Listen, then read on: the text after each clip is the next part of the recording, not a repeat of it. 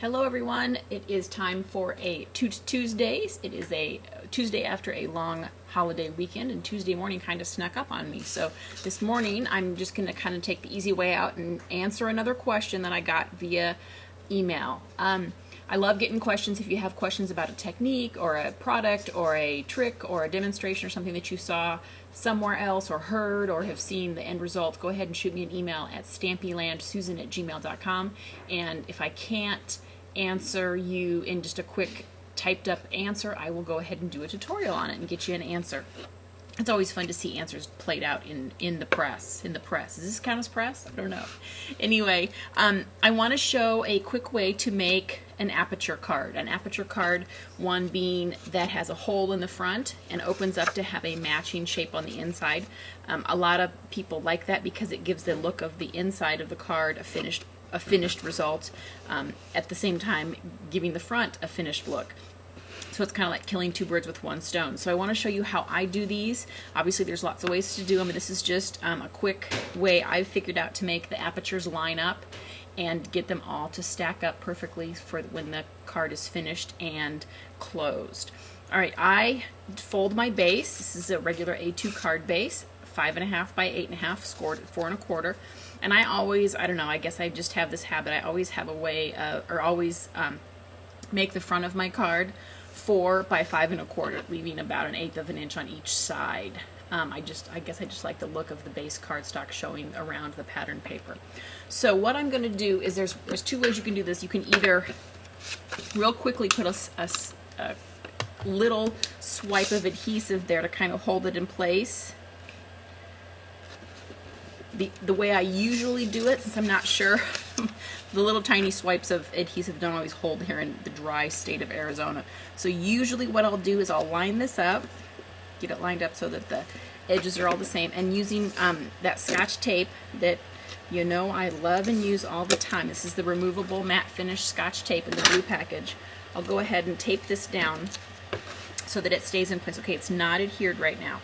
Then I'm going to pick 3 matching dies. As long as my largest die fits on the card, meaning it's smaller than 4 inches across. So this is the 3 dies I'm going to use to make this card, okay?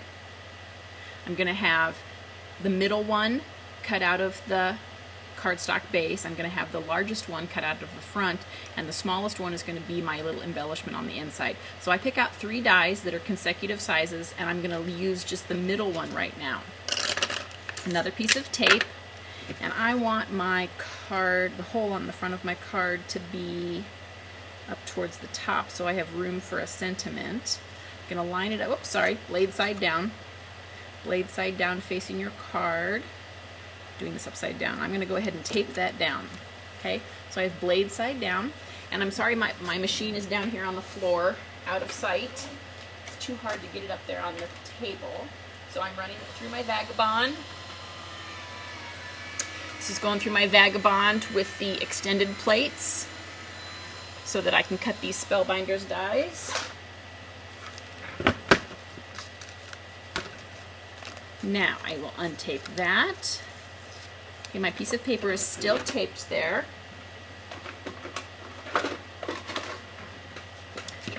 So there's my inside. This cut out both the inside paper and the layer of cardstock, okay? So now I take this, I'm done with this medium-sized die. Now I'm going to take the larger size die and untape the front. Okay, and keeping my tape handy, I've got it here on my finger.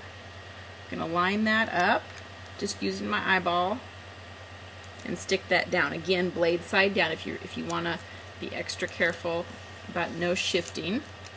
Tape both the top and the bottom. Go ahead and take this off so it doesn't stick to my machine. I'm going to run that back through the bag.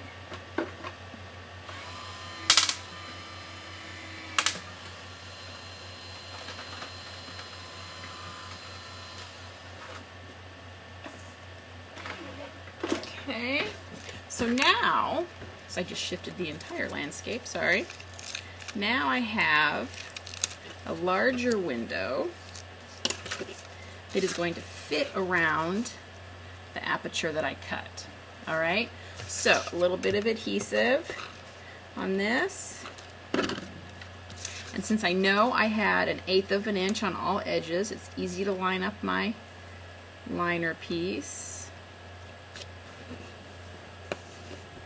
Okay, so now I have a perfectly lined up window. Score that up again. And now I need to grab the middle of the 3 dies I was using.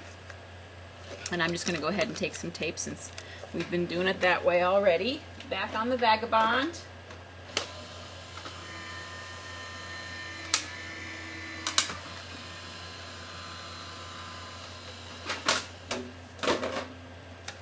Okay, so now here is the piece that's going to go on the center inside of my die. This will line up here. And the embellishment I wanted to use is one. It was a pre-made embellishment. And I like that the circle, it's a circle ring, and it fits just perfectly in this Spellbinder's shape. Alright, so that is quick and easy, down and dirty steps for making an Aperture card. You could also have taken this largest size, or you could take even the larger size, the original size, and layer that so you would get a different colored look. You could have done something like this with that largest shape to layer that up, and then put your white tag on the inside. Ooh, that'd have been cute. I'm going to do that.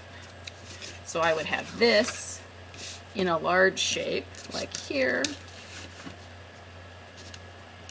and then your white or contrasting color on the smaller shape there. So everything lines up. All those Spellbinders nest in 1/4 inch increments. If you're using just one set, if you're nesting 2 sets together, they're 1/8 inch.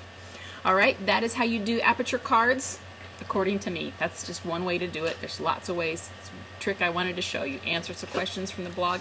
If you have any questions, stampylandsusan@gmail.com.